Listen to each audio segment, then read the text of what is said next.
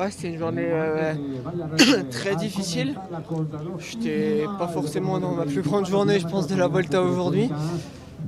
Et il y a eu un beau rouleau compresseur qu'on a l'habitude d'avoir plus sur le Tour de France aujourd'hui. Donc voilà, les équipes ont voulu faire la course, j'ai envie de dire, aujourd'hui. Donc que ça soit Ineos ou Soudal. Donc voilà, après nous, moi j'aime ces journées où c'est dur, où c'est à la râpe, où on a mal aux jambes toute la journée. C'est des journées que j'aime bien. Donc voilà. Dans la montée finale, voilà, moi je me suis dit vas-y, il faut tenter le tout pour le tout. De toute façon, t'es 5ème de la Vuelta, c'est bien. Mais t'as déjà fait 4 d'un tour, c'est mieux. Si t'as pas gagné d'étape encore, t'es fort. Écoute, tente et écoute pas tes jambes, écoute pas ton ressenti sur le vélo. Tout le monde a mal, tout le monde est à fond. Donc voilà, j'ai pas réfléchi, mais je suis tombé sur un Dunbar qui était plus fort que moi dans cette montée finale. J'ai réussi à commencer à boucher le trou, j'ai pas réussi à la fin. Et au final, voilà, dans le final, bon, c'était à l'arrache pour tout le monde. Donc voilà, Dunbar mérite totalement sa victoire. Il a clairement pas volé. Et voilà, après.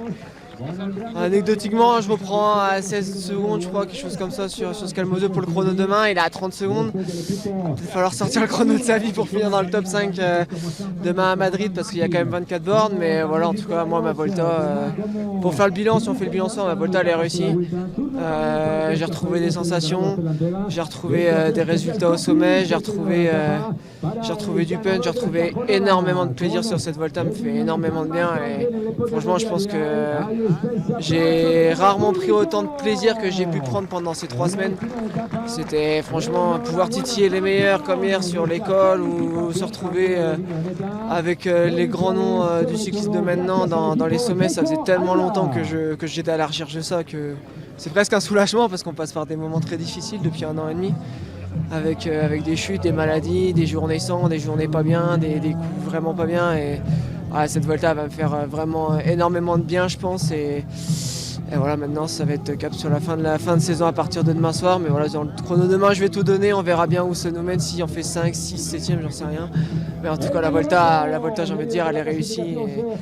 Et voilà, j'ai envie de faire quand même un bon chrono demain. Juste une dernière chose, quelle a été votre relation avec le chrono récemment? C'est je t'aime moi non plus. Je t'aime moi non plus, non. J'ai retravaillé un petit peu le chrono forcément à la maison. Après un chrono 3e semaine, c'est pas un chrono de première semaine. Ça faut y faire vraiment très attention parce qu'on n'a pas le même jus, on a plus de force que de jus. Donc voilà, on verra demain. Je l'ai travaillé à la maison. J'ai fait quelques séances à la maison.